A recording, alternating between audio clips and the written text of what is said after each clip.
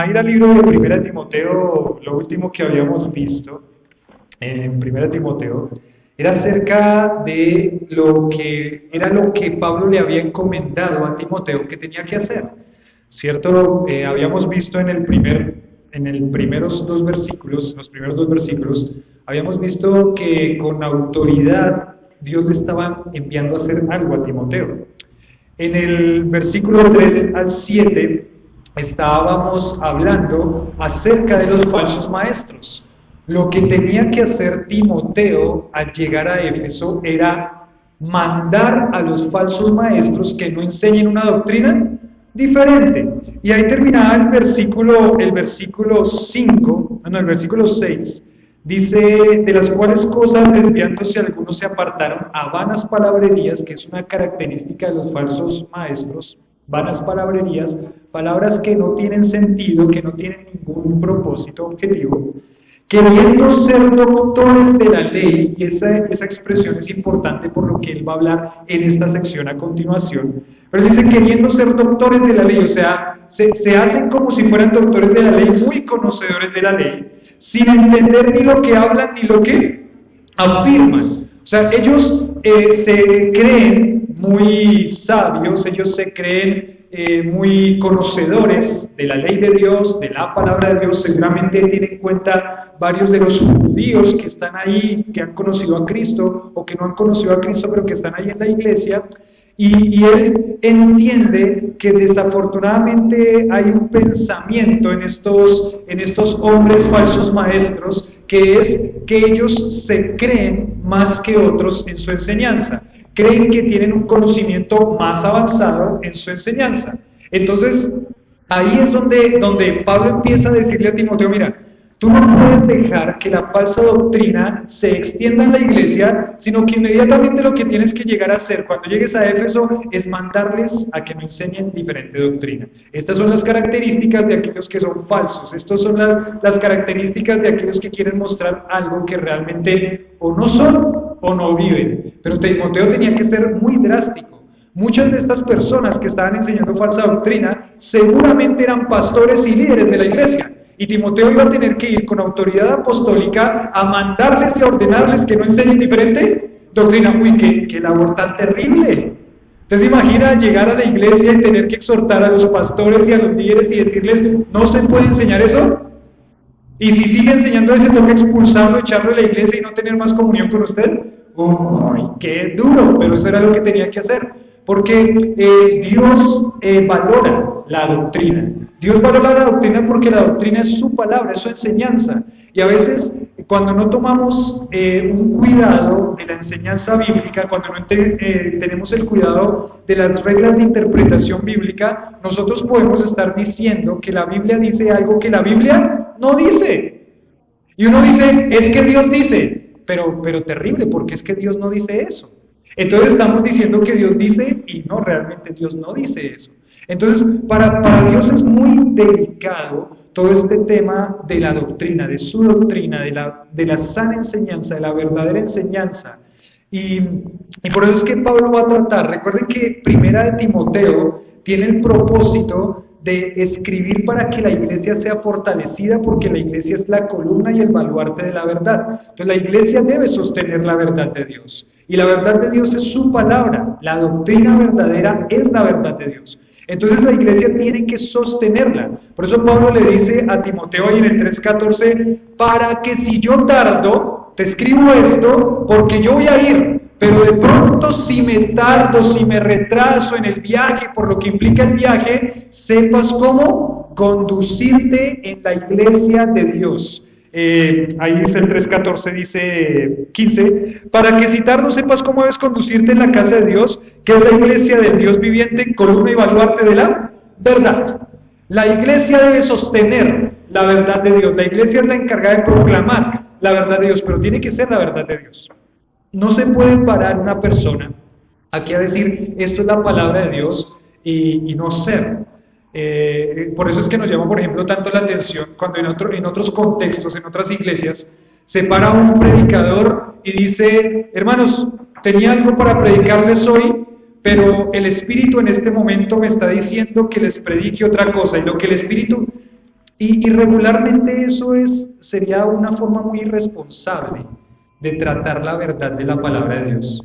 Sería una forma muy irresponsable porque regularmente pasa que los pastores y los predicadores no toman el tiempo para estudiar la palabra de Dios, llegar a profundizar un texto y sacar lo que Dios quería mostrarles a ellos en ese momento con esa escritura.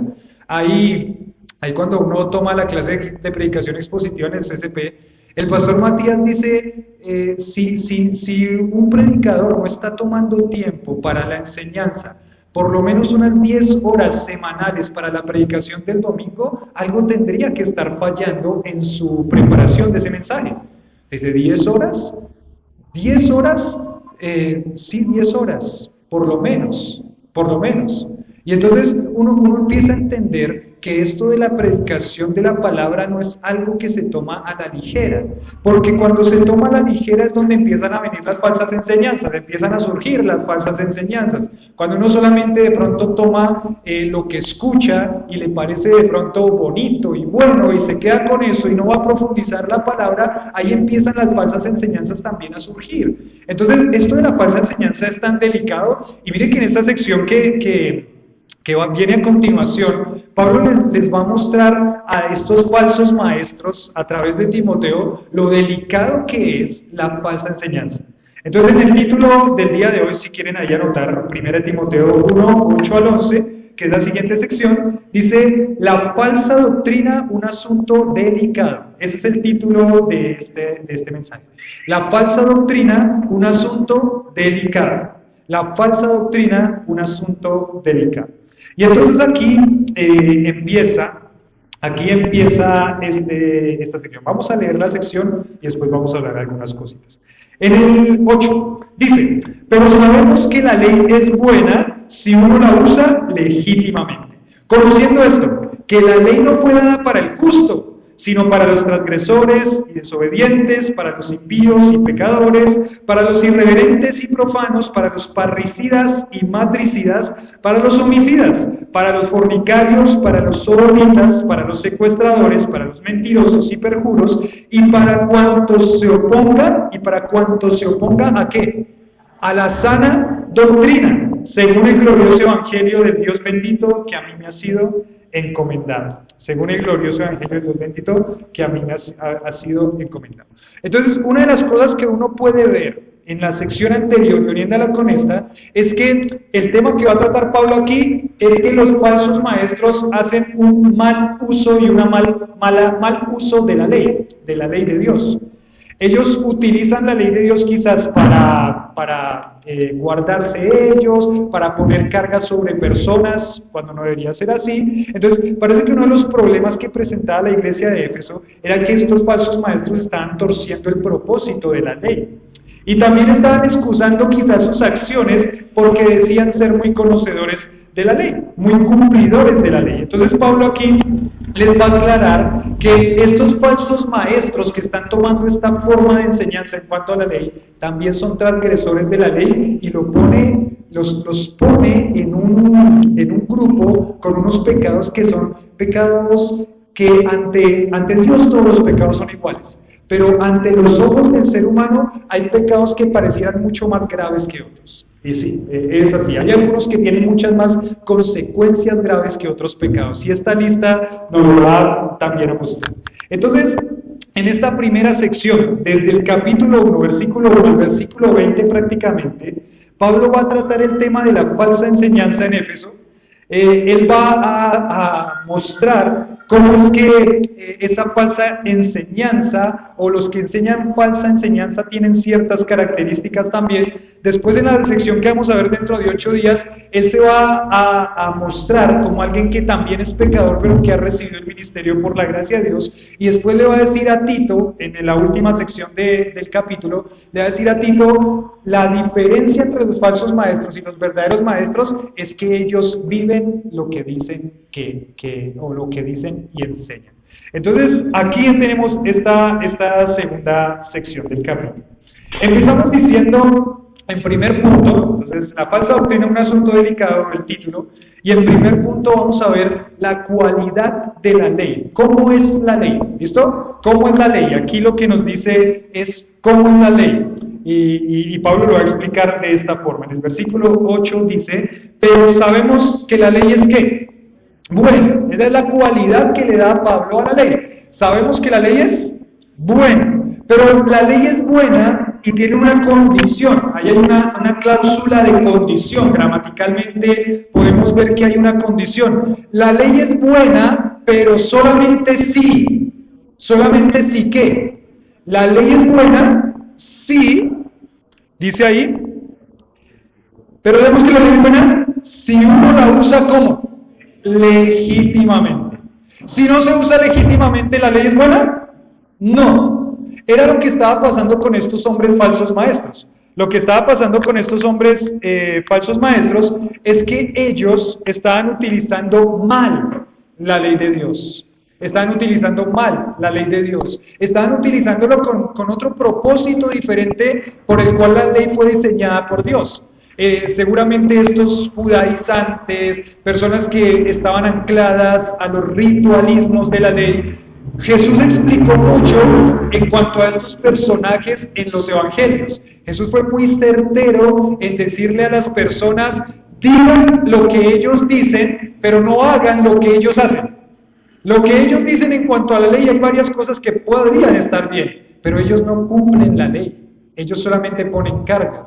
Ellos pusieron también como judíos, muchos de esos judíos, hicieron como una interpretación de la ley, y pusieron unas cargas tremendamente pesadas a las personas. Entonces, por ejemplo, en el séptimo día, que era el día de reposo, en eso podrían trabajar, y en su interpretación de la ley ellos dijeron, ¿qué es trabajo? Bueno, trabajo es caminar 300 metros.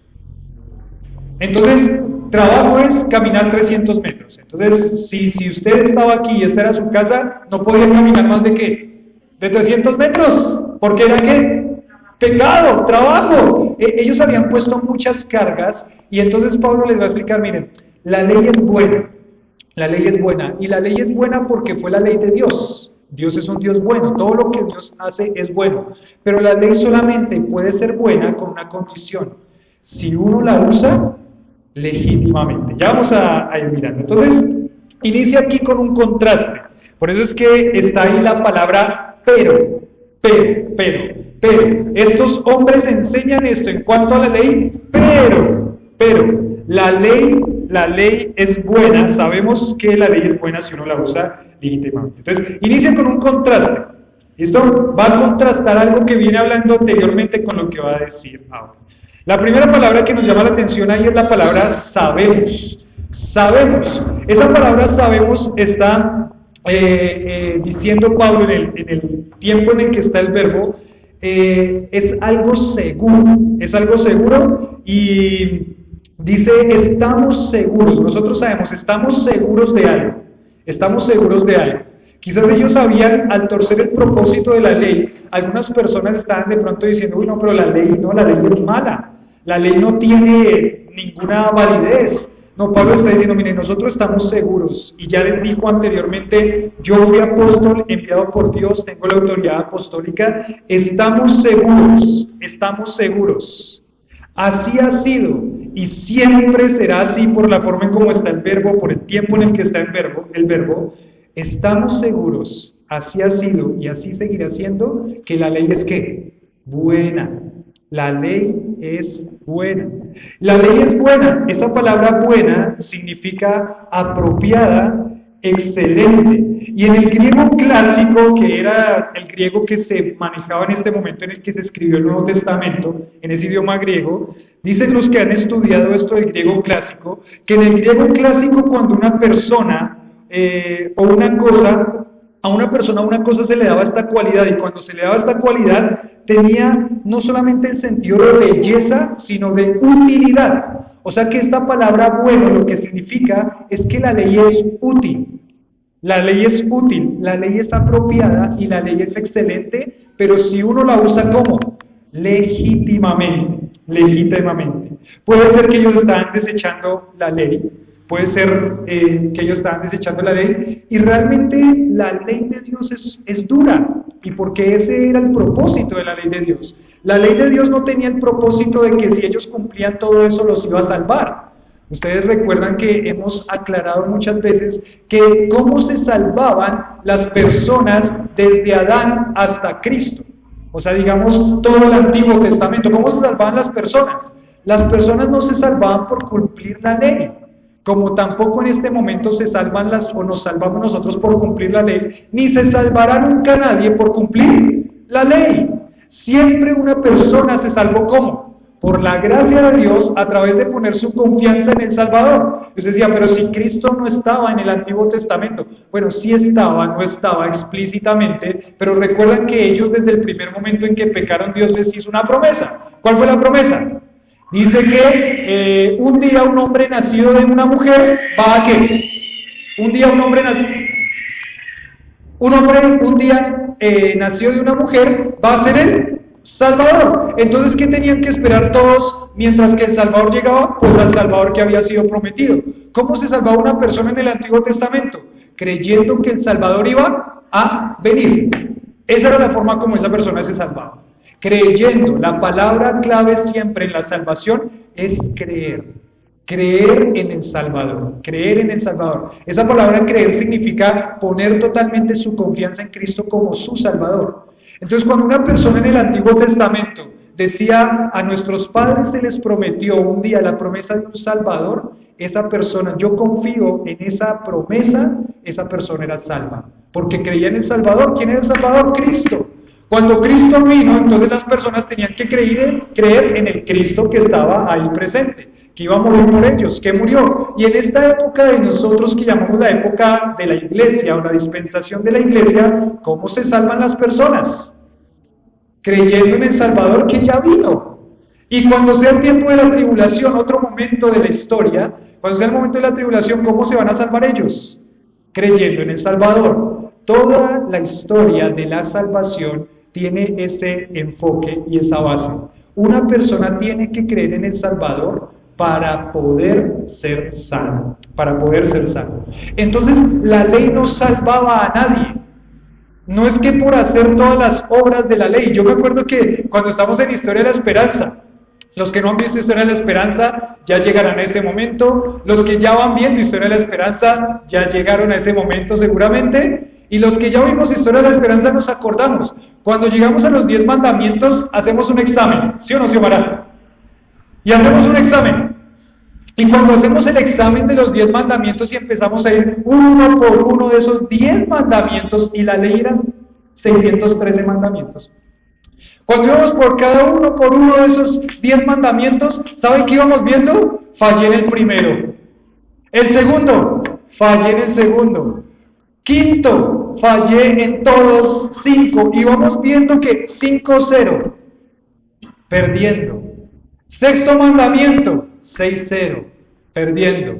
Décimo mandamiento, 10-0, perdiendo. Fallamos en todos. Entonces la salvación no puede venir a través de cumplir la ley. Nunca ha sido y nunca será. Bueno, entonces el uso de la ley legítimamente, ¿cuál es?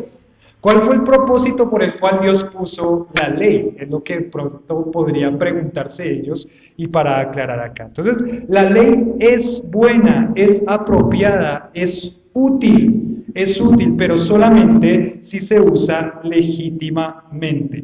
Solamente si se usa legítimamente. Y miren que aunque la ley, cuando nosotros pensamos en ese 10-0, cuando vemos los 10 mandamientos, parece algo feo. Parece algo que me hace pensar en que soy muy pecador. No sé si ustedes cuando vieron Historia de la Esperanza y vieron ese 10-0, se sintieron muy pecadores. ¿Se sintieron muy pecadores? Yo sí, y todavía aún sigo sintiéndome muy pecador, muy pecador.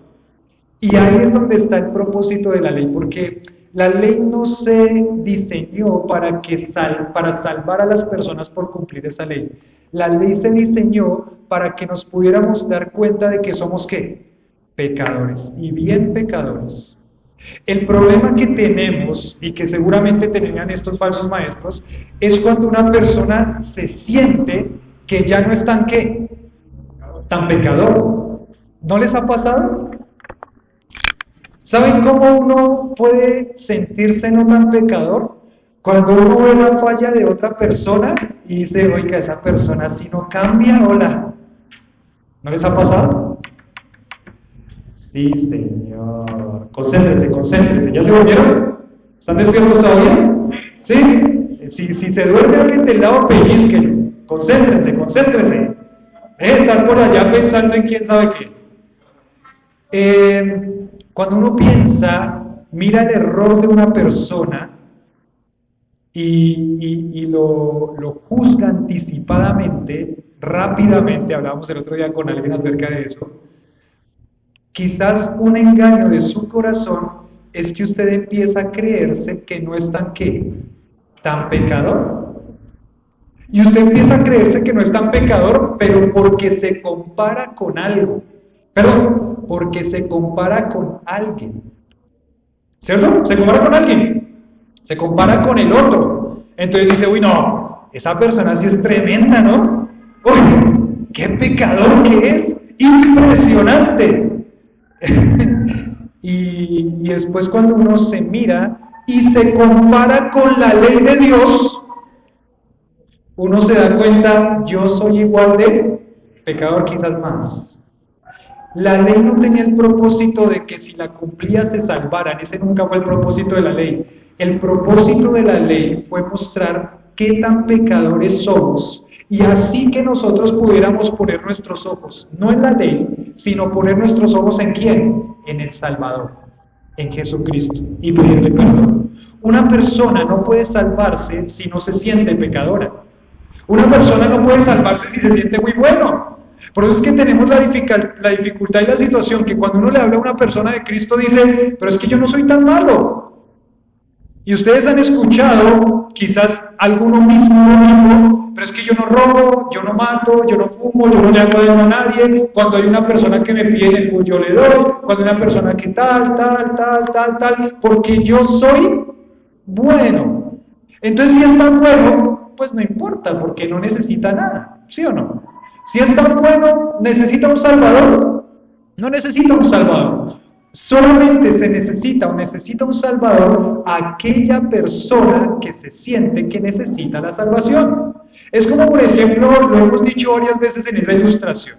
A usted lo botan a una piscina, honda, profunda, a la mitad de la piscina, y usted sabe nadar. ¿Necesita el salvavidas? No. Simplemente es agarrar nadar hasta el borde de la piscina, no se siente en peligro. No hay ningún peligro para usted porque usted simplemente va a nadar hasta la orilla de la piscina. Pero si usted no sabe nadar, ¿alguno aquí que no sepa nadar? No lo vamos a exponer. ¿Para en el paseo de la iglesia echarlo a la piscina honda? Si no sabe nadar y lo botan a la mitad de la piscina honda, ¿usted qué necesita? Ahí sí necesita desesperadamente un salvavidas porque se está sintiendo en peligro, se está sintiendo, dicen en Argentina, se está sintiendo en el horno, o sea, se va a cocinar, va a morir. Entonces necesita que le boten ese salvavidas, y cuando usted le botan ese salvavidas, si no sabe nadar en medio de esa piscina, ¿cómo agarra ese salvavidas? Lo agarra con todas sus fuerzas, lo agarra con todo su ser. Y no se va a soltar de ese salvavidas porque ese salvavidas es lo único que lo mantiene con vida. Entonces, cuando usted se siente pecador, necesita el salvavidas. ¿Y ese salvavidas cómo se llama? Cristo. Pero cuando una persona no se siente en esa necesidad de encontrar la salvación porque no se siente en peligro, no necesita a nadie. A mí no me venga a hablar de esas cosas que yo no necesito a nadie. Usted necesita la salvación, yo no necesito a nadie. Pero usted es pecador, yo no soy pecador, porque yo no robo, yo no mato, yo no fumo, yo no le hago daño a nadie. Yo hago mi trabajo y le suplo a mi familia. Soy fiel a mi esposa, le cuido a mis hijos. A sus ojos, comparándose, parece no malo, pero cuando nosotros utilizamos la ley de Dios para mostrar el pecado como es su uso legítimo, entonces en ese momento uno se da cuenta que realmente es pecador y ahí sí se siente en peligro. Yo me acuerdo que en Ciudad Verde hicimos hace muchos años una historia de la esperanza, y me acuerdo de Marisol. Marisol, una mujer que llegó ahí con su familia, y Marisol, después de que terminábamos Historia de la Esperanza, nos decía, le preguntábamos, ¿qué momento le llamó la atención o cuándo fue el momento en el que usted sintió que necesitaba la salvación y le pidió a Jesucristo que lo salve? ¿Sabe qué dijo esta mujer, Marisol? ¿Sabe? Yo entendí con los 10 mandamientos que yo era muy pecadora y que necesitaba al Salvador, y en ese momento fue que le pedí al Señor que me salvara. Ahí está el uso legítimo de la ley. El uso legítimo de la ley es para mostrarle a una persona que es pecadora y que es muy pecadora. Pero estos hombres falsos maestros se creen muy buenos. Estos hombres falsos maestros se creen que ellos no están fallando en ninguna cosa. Pero aquí dice la cualidad de la ley. ¿Cómo es la ley? La ley es buena, es útil, apropiada. Dice Pablo, Timoteo enseña esto, estamos seguros y convencidos de esto. Así es y así será siempre. Y así será siempre, pero solamente si uno la usa legítimamente. Por eso es que la ley parece algo tan duro, tan drástico y algo tan feo, pero realmente la ley es buena. La ley es excelente, la ley es linda en su función de mostrar el pecado, de mostrarle a una persona, mostrarnos a nosotros que somos pecadores y que necesitamos al Salvador, o ya siendo creyentes de que somos pecadores y que cada día necesitamos al Salvador. También, igualito, necesitamos también al Salvador. Cuando usted se cree, cuando yo me creo, cuando nos creemos superiores a alguien en cualidad moral, estamos fallando contra Dios, porque no somos. Lo único que tenemos bueno en nuestro ser es que Cristo nos haya salvado. De resto, todo lo que nosotros somos es algo pecador, pecaminoso, que es algo malo. Así usted de pronto piensa, no, pero hay personas que no son creyentes y son buenas, entre comillas, ante nuestros ojos, pero ante Dios son pecadores que necesitan al Salvador. Entonces, la ley es buena, pero solamente si usa legítimamente. La palabra legítimamente significa correctamente, adecuadamente. Correctamente y adecuadamente. La ley es adecuada para mostrar el pecado. Ese es uso legítimo. Para eso es útil, para mostrar qué tan pecadores y la condición que nosotros tenemos. Aquí decía en este comentario, dice comentario de la Biblia ELA, comentario bíblico ELA, dice, la ley no tiene poder para salvar al pecador ni santificar al pueblo de Dios. Tiene la función de manifestar la justicia divina y la desobediencia de los seres humanos. Mire lo que dice Romanos 3:20. Vamos a Romanos 3:20, ahí atrásito, no quite el dedo de 1 Timoteo, pero Romanos capítulo 3, versículo 20.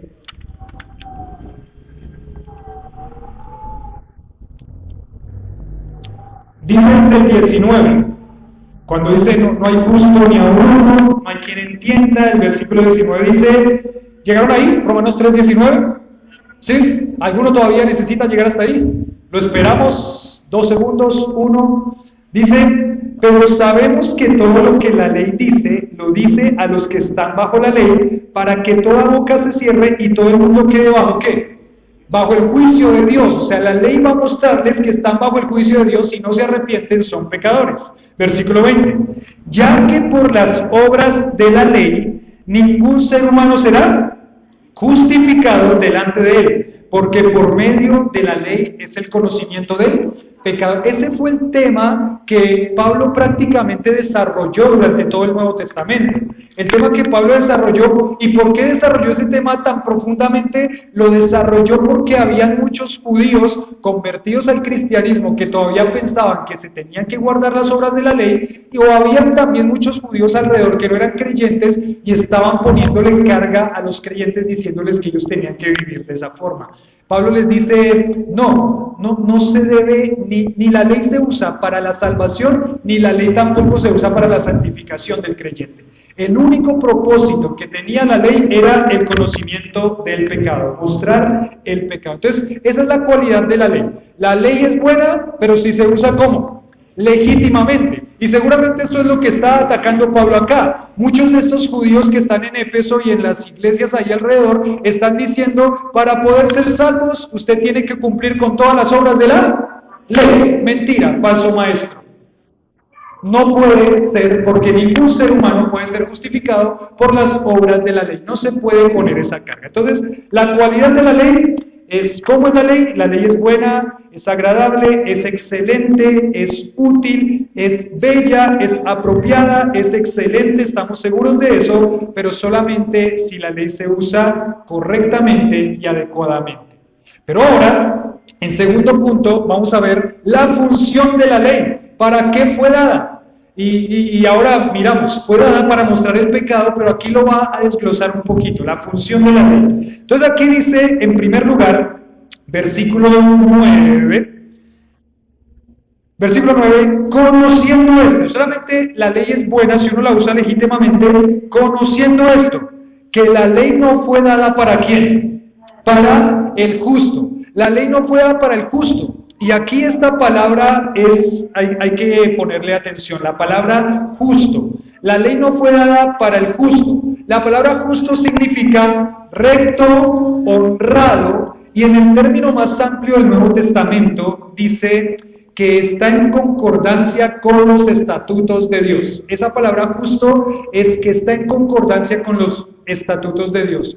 O para ampliar más el concepto, para fortalecerlo más, la palabra justo significa aquel que ha sido declarado justo. O sea, aquel que ha sido declarado inocente. Aquel que ha sido declarado inocente. Ese es el término también aquí en este pasaje de la palabra justo. Aquel que ha sido declarado inocente. Bueno, ¿quién ha sido declarado inocente? Bueno, aquel que ha sido declarado inocente, ¿saben quién es? Cristo. Y tenemos muchas evidencias de que así fue, ¿cierto? ¿Recuerdan al ladrón en la cruz?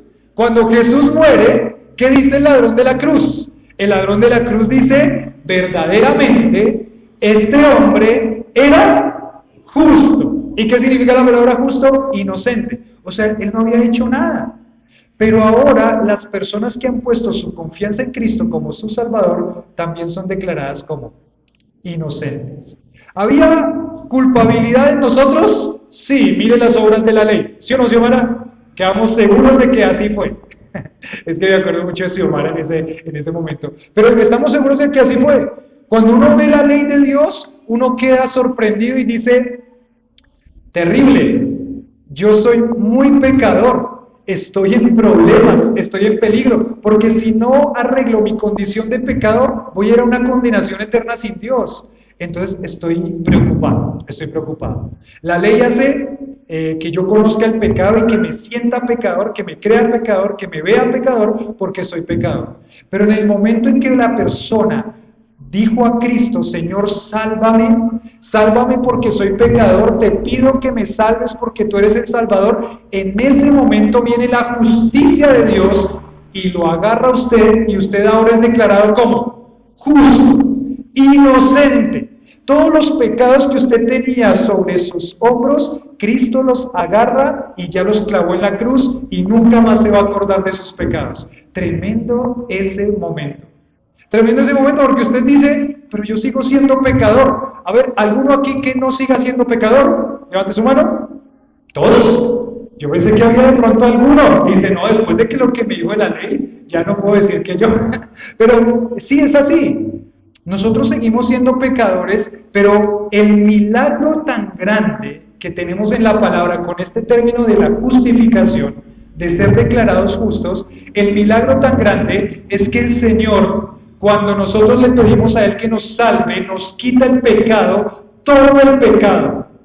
Él pagó por todos nuestros pecados. Todos esos pecados de los cuales nosotros éramos culpables, Él los agarra, los bota al fondo del mar y no se acuerda más de eso. Él agarra lo que nosotros debíamos y lo paga en la cruz, al morir por nosotros. Por eso es que ahora nosotros, ante Dios, porque estamos ¿en quién? En Cristo. de modo que si alguno está en Cristo, y esa en es una preposición que significa entre, de modo que si alguno está en Cristo, entre Cristo, o sea, Cristo lo agarró y lo tomó y ahora usted está dentro de Cristo, nueva criatura es. Las cosas viejas pasaron. He aquí todas son hechas nuevas y usted ya no es culpable, sino es inocente porque Cristo pagó por su culpa. ¿Cómo lo hace sentir eso? Ay, yo acabo de descansar tanto. De verdad, es como que me vuelve a recordar el Señor que cuando yo tomé una decisión por Cristo hace ya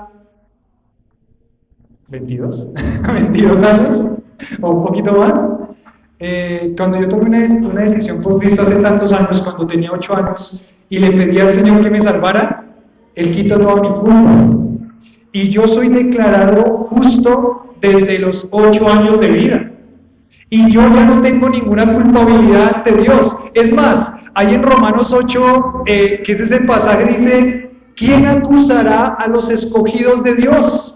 ¿Quién nos va a acusar?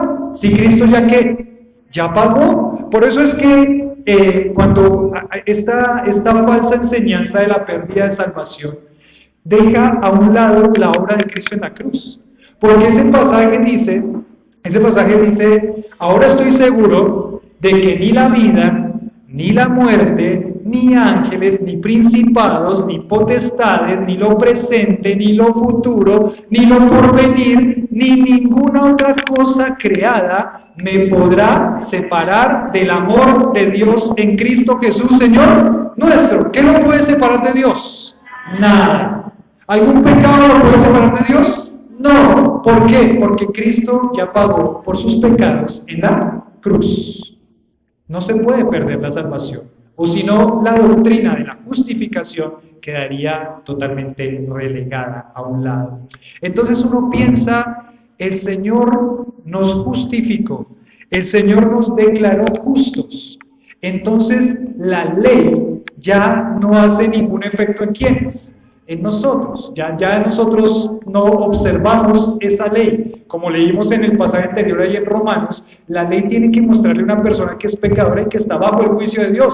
¿Pero nosotros estamos bajo el juicio de Dios? No, el que ha creído en Cristo Jesús no tiene ningún juicio.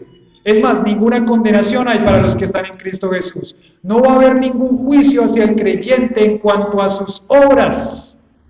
No va a haber ningún juicio del creyente en cuanto a sus pecados, porque sus pecados ya Cristo los cargó en la cruz y fueron perdonados. Entonces la ley no fue dada para el justo, la ley no fue dada para aquel que ha recibido al Señor Jesucristo como su Salvador.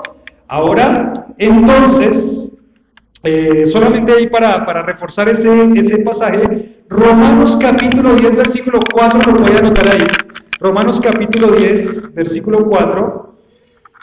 Dice, Romanos 10:4, porque Cristo es el fin de la ley para justicia a todo aquel que cree. Lo repito otra vez, porque Cristo es el fin de la ley. ¿Cuándo es el fin de la ley? Cuando una persona conoce y cree en quién, en Cristo como Salvador. Fin. Ahí quedó. Cristo es el fin de la ley para justicia a todo aquel que cree. Todo aquel que cree es justificado, declarado justo, declarado inocente.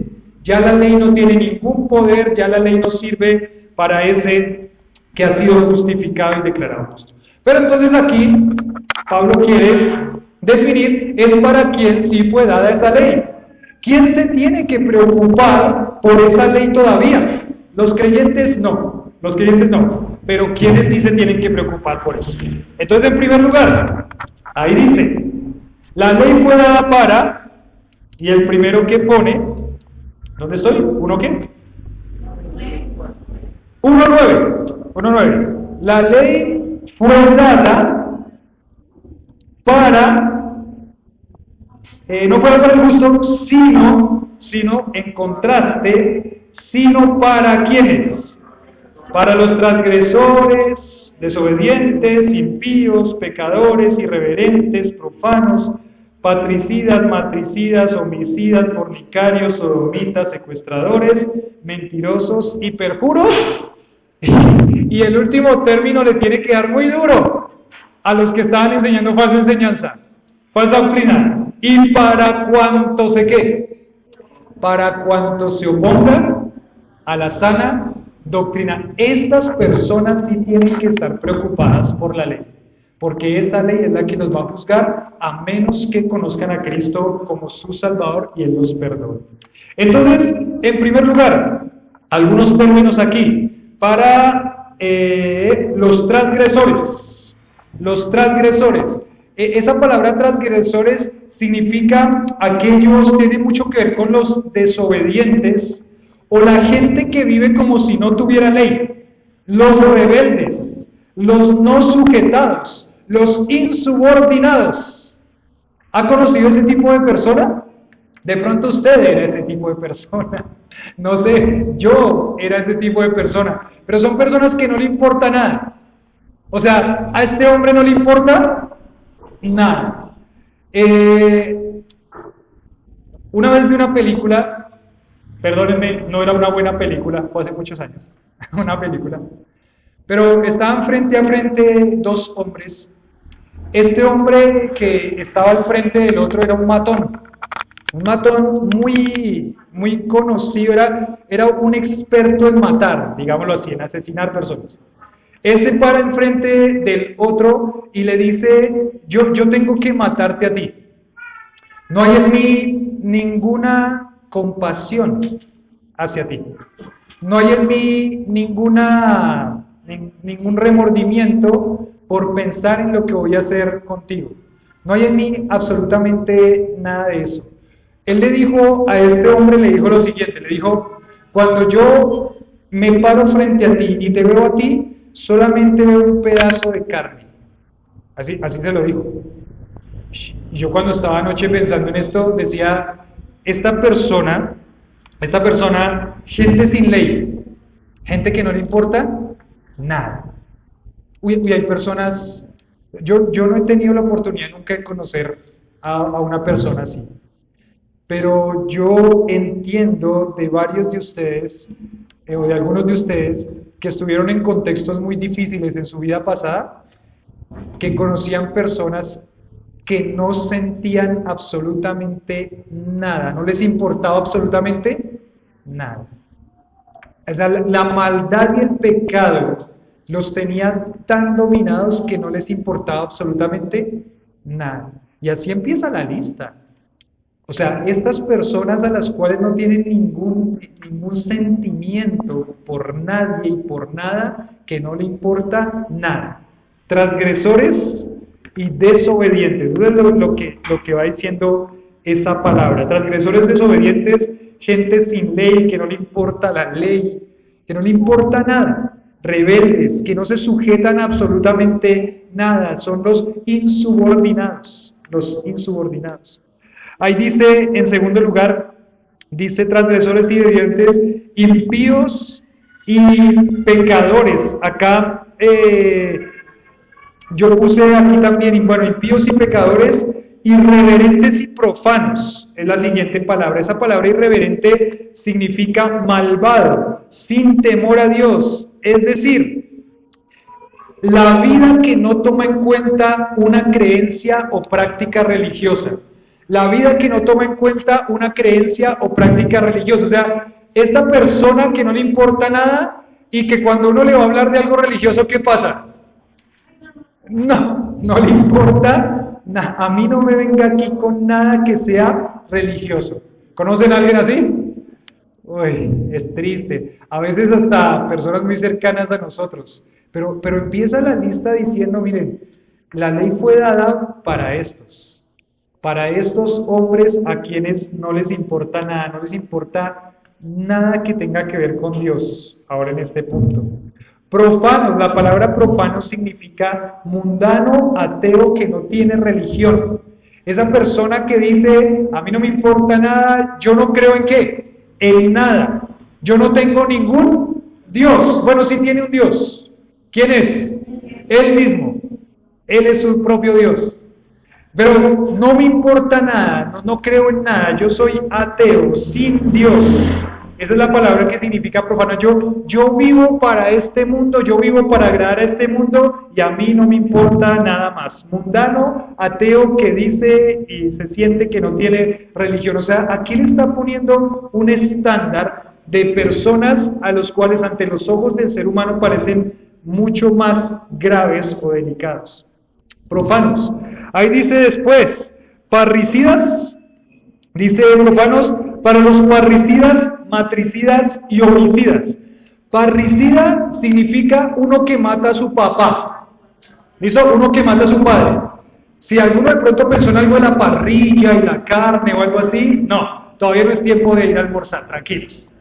Pero parricida significa alguien que mata a su papá, matricida uno que mata a su mamá, homicida uno que mata a otro ser humano. O sea, estamos hablando de personas que llegan a tal punto, ¿no? Personas que llegan a tal punto de una insensibilidad a que están dispuestos hasta matar a su propio padre. Siempre hemos pensado, o sea, el pecado en el corazón del ser humano es tan tremendo, el corazón es tan engañoso que uno podría llegar a hacer cualquier cosa. Hay una persona que vino aquí algunas veces a la iglesia y hacía como un año no la veíamos. Y esa persona me escribió como en diciembre, me escribió un mensaje y me dijo, pastor, ayúdeme, ¿qué hago? Mi hijo acaba de descubrir que su esposa le está haciendo infiel y quiere matarla. Uy, ¿qué hago? ¿Qué hace uno en ese momento? Por mensajito, dígale a su hijo que piense bien las cosas, dígale a su hijo, no sé qué pasó, no volví a saber nada de estas personas, pero dígale a su hijo que piense bien las cosas, dígale a su hijo las consecuencias que puede tener eso, que tranquilo, que se salga y se vaya para la calle o sáquelo de ahí y miren que se calme un poquito y que no vaya a cometer nada que después vaya a ser tan terrible para su propia vida. Pero uno se puede dar cuenta cómo el pecado en el ser humano puede llevarlo a condiciones, a situaciones muy extremas. Usted pensaría, no, a mí eso nunca me va a pasar. Espero que no, espero que nunca llegue a pasar. Pero aquí lo que Pablo está mostrando, mire, personas que viven sin Dios, personas que viven sin la ley de Dios, que viven para su propio egoísmo, para su propio corazón, son capaces de hacer esto. En otra parte de las epístolas pastorales, Pablo lo va a decir con este término, sin afecto natural. Sin afecto natural. Ese afecto natural que tenemos los hombres, así sea por un desconocido, ¿cierto? Uno ve a una persona que está en un lugar con una situación muy difícil y hay algo en el corazón que se le mueve y dice, ¿cómo puedo ayudarle? ¿Cómo puedo moverme a ayudarle? Hay un afecto natural. Pero hay personas que el pecado los ha insensibilizado tanto que ya no tienen afecto natural por nadie. Están dispuestos a matar a su papá y a su mamá. No sé si recuerdan que yo les comenté alguna vez que vi un short de YouTube seguramente, y que era un niño que tenía un palo en la mano y le iba a dar a su mamá un palazo porque no le daba el celular, que la mamá le había quitado. ¿Se acuerdan que yo les conté eso? Y el niño estaba ahí, la iba a matar. Si fuera por él mataría a su mamá. Él mataría a su mamá, pero no le conviene. Porque tiene cierto beneficio de su mamá. Eso refleja tanto el corazón egoísta. Por eso hay que trabajar con el pecado. Pero acá Pablo lo pone, parricidas, matricidas, homicidas, uno más. Fornicarios, la palabra fornicarios. Esa palabra fornicarios significa persona sexualmente inmoral, que comete inmoralidad sexual. Pero saben que el término va un poquito más allá. Persona que comete inmoralidad sexual y que no le importa nada, también en cuanto a este aspecto, que vive una vida inmoral sin ningún problema. No hay nada que le impulse a detenerse, solamente vive para él mismo. Pecados sexuales sin ninguna restricción. Pero ahora pone otro, que dice los sodomitas. Y esa palabra sodomitas viene de una ciudad que recordamos muy bien, ¿no? Esa esa ciudad era Sodoma. ¿Y Sodoma, qué pasó con Sodoma? Sodoma fue destruida por Dios. ¿Por qué fue destruida por Dios Sodoma? Bueno, por el pecado que allí vivía. Realmente todas estas ciudades de Canaán, tierra prometida, eran unas ciudades muy terribles, muy inmorales. Era donde Dios los iba a llevar y ellos por eso tenían que tener tanto cuidado con toda esta inmoralidad sexual. Pero cuando hablamos de sodomitas, el término sodomitas nos recuerda que, por ejemplo, cuando llegaron los ángeles y llegaron a la casa de Lot, dice que los hombres de la ciudad llegaron a la puerta y tocaron, ¿no? Y tocaron con mucha vehemencia. ¿Qué pasó? ¿Qué pasó? ¿Qué pasó? Saca a los hombres que están contigo. ¿Para qué? La palabra dice ahí, para que los conozcamos. Y bíblicamente ese término ahí, como se usa conozcamos, es para que nosotros tengamos relaciones con ellos. O sea, estos hombres de la ciudad de Sodoma y de Gomorra estaban entregados al homosexualismo. La Biblia y Dios es muy drástico también con todo este tema del homosexualismo. Hay iglesias, falsas iglesias, donde se deja libremente que este pecado conviva en la congregación. Nosotros hemos escuchado de iglesias bautistas en Estados Unidos donde hay pastores homosexuales. Entonces ustedes se dan cuenta cómo las cosas no es que ahora van mal, siempre fueron mal. Desde Lot ya estaba eso, así. Es más, los pecados sexuales no vienen solo desde Lot, Noé, sus hijos. ¿Por qué ¿por qué se maldijo a Canaán? Porque Canaán vio la desnudez de su padre. Y ese término vio la desnudez de su padre también implicaba que Canaán no actuó bien moralmente cuando vio a su padre desnudo. Entonces uno ve que el pecado sexual y todo esto viene desde que el pecado existe. Pero aquí el término sodomita, que nos hace pensar en Sodoma, en Gomorra y toda esta práctica que ellos tenían, esta palabra sodomita en el diccionario, es un diccionario y yo había guardado aquí la referencia del diccionario de idiomas bíblicos, la palabra sodomita dice el que toma el papel masculino con otro hombre en el homosexualismo. En el homosexualismo también un hombre toma la función de hombre y otro hombre toma la función de la mujer. Entonces, el que toma el papel masculino en toda esta relación homosexual. Pero también dice específicamente interpretado como pedofilia, que es todo esto que se está dando ahora con el abuso hacia los niños. Pedofilia, pero lo pone en un término más duro, que es pedofilia homosexual masculina. Y tremendo porque aquí está hablando de aquellos que tienen esa perversión sexual a tal punto que ha llegado hasta el homosexualismo. Es impresionante la lista que Pablo pone acá. Él hubiera podido poner otras cosas. No sé, la ley fue dada para el que dice mentiritas blancas, la ley fue dada, no sé. Pero él pone estos pecados y es porque él quiere llegar al final y poner el enfoque y poner la luz en cuanto a algo. El siguiente término es secuestradores, y aquí secuestradores significa tratante o vendedor de seres humanos, incluyendo el secuestro y posterior venta. No habla de la esclavitud en los tiempos bíblicos, porque la esclavitud en los tiempos bíblicos era aceptada.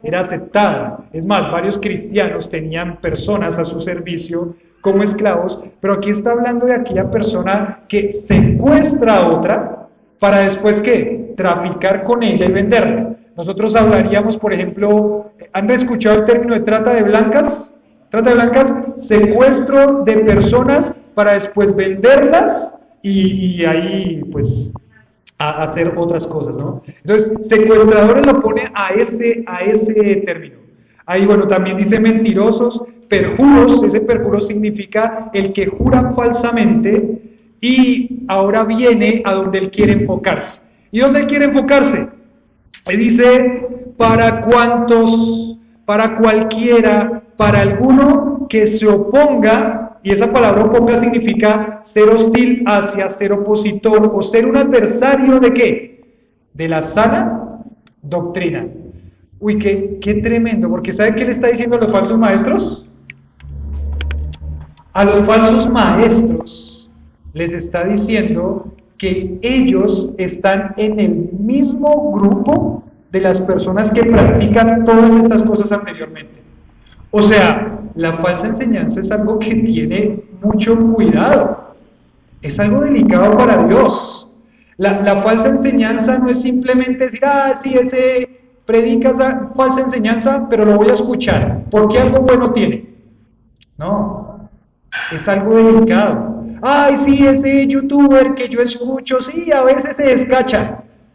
Y a veces se descacha por cosas que son serias, que son realmente temas doctrinales en donde una persona debería decir, no, eso no es lo que dice la Biblia.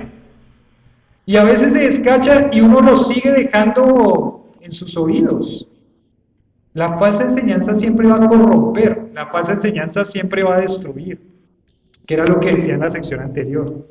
Entonces, él nos pone a este nivel. Por eso el punto 2 era la función de la ley. ¿Sabe para qué fue dada en ese momento específico que Pablo le escribe a Timoteo, que les diga a los falsos maestros que ellos están cometiendo un pecado muy grave? ¿Cuál es el pecado muy grave? El pecado muy grave es oponerse, ser hostil, ser un adversario de la sana doctrina. El que es un adversario de la sana doctrina lo ve Dios como el homicida, el parricida, el sodomita, el fornicario y todo eso. Igualito, igualito. Por eso es que la iglesia no puede dejar que entre la falsa enseñanza. Por eso es que la iglesia, cuando detecta la falsa enseñanza, la quita. No la deja, no se pone a escucharla. No se pone a escucharla. Ahí estamos con un documental que nos dijeron unos hermanos de la iglesia en cuanto a una iglesia muy famosa carismática. Y muchas de las canciones que nosotros cantamos son de esa iglesia. Fueron producidas por esa iglesia. Y sabe que yo estoy ahí en mi corazón diciendo, si nosotros queremos de verdad ser radicales y vivir esto que Dios nos está diciendo aquí como iglesia que tenemos que vivir, nosotros no deberíamos cantar en la iglesia canciones de una iglesia que es reconocida mundialmente como una iglesia de falsa doctrina. No deberíamos, porque eso no sería algo que deberíamos aceptar, porque si nosotros la cantamos aquí significa que estamos de acuerdo con algo de eso y no estamos de acuerdo. Es falsa doctrina, es falsa enseñanza. Y por eso es que el ministerio de alabanza tendría que ser tan cuidadoso en mirar qué se canta. Por eso es que los himnos son tan valiosos, los himnos son tan valiosos, porque los himnos fueron, muchos de ellos, la mayoría de ellos, fueron aceptados por las iglesias como de personas que venían con una sana enseñanza, iglesias sanas. No todos, hay que tener cuidado, pero la mayoría de ellos. Pero entonces uno tiene que ser muy radical con esto. O sea, cuantos se opongan a la falsa enseñanza es prácticamente el mismo pecado que todos los que dijimos anteriormente. Nosotros deberíamos tener mucho cuidado en aquellas canciones, en aquellas enseñanzas que vienen de grupos y cantantes carismáticos, aunque la letra no sea mala. Y ahí lo pongo un poco más específico. Digo, sí, la letra no es mala, pero no importa que la letra no sea mala, es quien canta la canción, es quien representa esa canción. Lo hemos tenido que decir desde aquí, y si están de pronto en desacuerdo con eso, yo lo tengo que decir, pero después charlamos. Pero Jesús Adrián Romero, Alex Campos, Marcos Witt, Marcela Gándara, todos estos cantantes cristianos son reconocidos como cantantes de las iglesias carismáticas. Nosotros no deberíamos estar escuchando eso. No lo cantamos acá, porque ya les dije por qué razón, y es la decisión que vamos tomando también como iglesia, porque la falsa doctrina no se puede dejar vivir, hay que matarla. Hay que matarla. Y usted dice, ay, pero es que esa canción, usted no sabe esa canción, como si a mí también. En algún momento de mi vida, muchas de esas canciones fueron bonitas para mí. Sí. A Lili le gustaban algunas cosas también, de un grupo específicamente. Y hace un tiempo no la escuchamos más. Y no la escuchamos más porque este grupo de cantantes eran un grupo de cantantes reconocidos como cantantes de una denominación o de un grupo de iglesias carismáticas, porque no podemos dejarle ni un centímetro a la falsa enseñanza. Aquel que se oponga a la sana doctrina, dándole un poquito, así sea diciendo, eso no es tan malo, está haciéndose casi igual al mismo punto de los pecados que acabamos de decir ahora. Y sí, claro, ahora entendemos el propósito de la ley. ¿Para qué fue dada? Para exponer el pecado y para mostrarnos que el pecado es algo grave. El pecado no es algo con lo que nosotros podemos dejar vivir, o que nosotros podemos ser condescendientes con el pecado. O nosotros decimos, bueno, eso no importa, yo lo dejo vivir un poquito porque eso a mí no me va a hacer daño. Y cuando menos piense, como le dijo Dios a Caín, cuidado, porque el pecado te va a matar, se va a enseñorear de ti. Si no lo frenas ahora, él se va a enseñorear de ti y vas a acabar haciendo algo terrible. ¿Qué hizo? Mató a su hermano. Entonces, cuando uno deja vivir el pecado, uno deja, le da ciertos permisos al pecado, entonces está pecando contra Dios.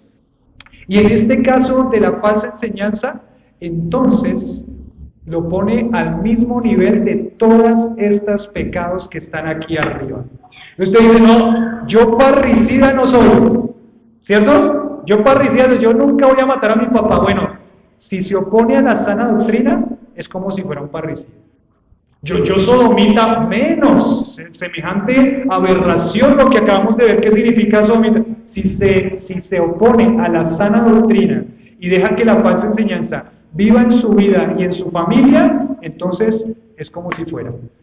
Eso es lo que está queriendo mostrarle Pablo aquí, que le dice a Timoteo que tiene que decirle a estos falsos maestros. Ustedes se creen buenos, ustedes utilizan mal la ley, pero si ustedes enseñan falsa doctrina, entonces se ponen a la altura de todos estos pecados que se acaban de decir inmediatamente anteriormente. Ahí dice, para cuantos se opongan, sean hostiles, opositores o adversarios a la sana o correcta enseñanza o la sana doctrina. Solamente ahí para ampliar un poquito, ya me queda unos minutos más. Despierte al que tiene al lado, por favor, dele un codazo, muévalo un poquito, estírese un poquito ahí los hombros, la espalda, último empujoncito.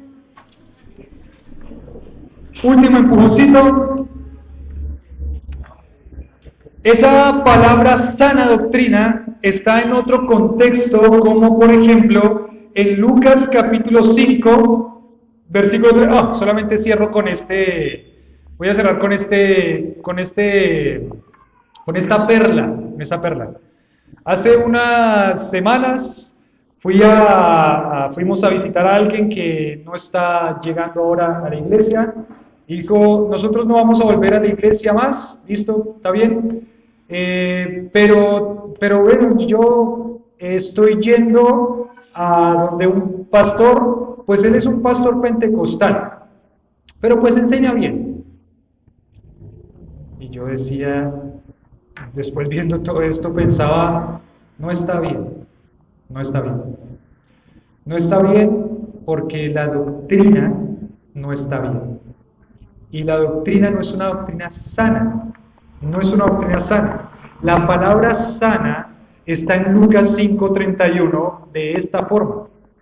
Dice, los sanos no tienen necesidad de médico, sino los que están enfermos. O sea que la palabra sana es el antónimo de la palabra enfermo. Es lo contrario. O hay una doctrina sana, o hay una doctrina enferma.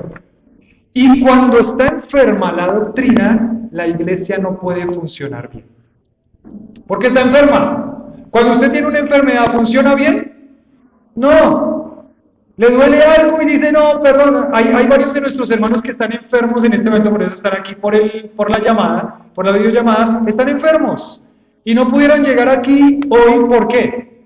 Porque su cuerpo no funciona bien, están incómodos, se sienten incómodos con la enfermedad que tienen. La doctrina enferma es lo contrario a la doctrina sana. Los sanos no tienen necesidad de médicos, sino los enfermos. Una iglesia no fue llamada por Dios para enseñar una doctrina enferma. Una iglesia fue llamada por Dios a enseñar una doctrina sana.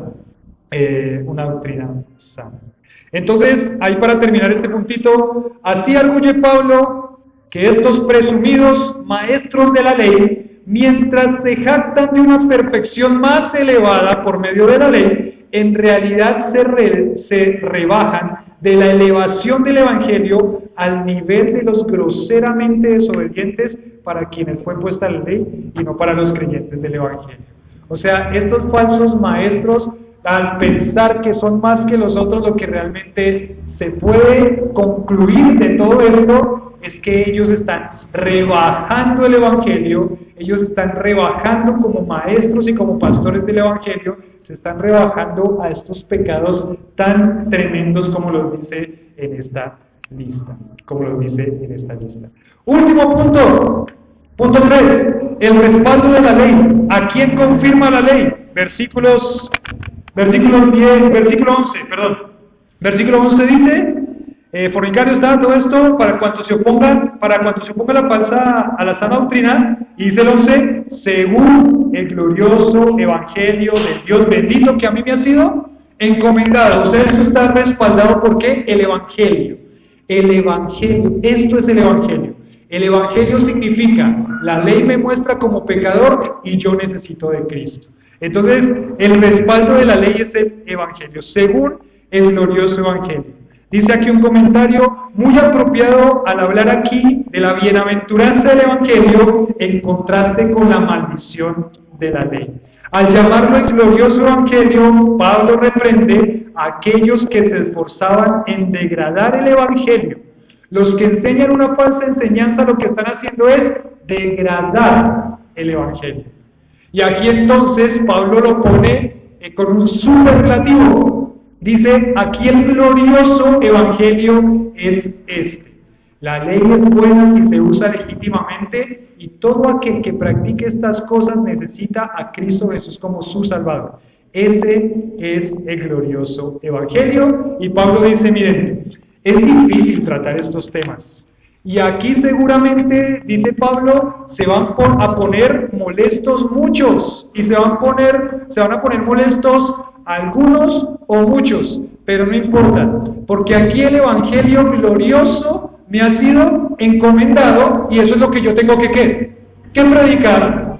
Y si se pone bravo uno, se pone bravo el otro, la realidad es que la iglesia no vive para agradar a los hombres. La realidad es que la iglesia vive para agradar ¿a quién? A Dios. Y eso es lo que tiene que hacer el evangelio. Exponer el pecado y llamar a las personas al arrepentimiento, trabajar nuestro corazón y tomar decisiones para una vida en santidad. Entonces ahí terminamos y concluimos.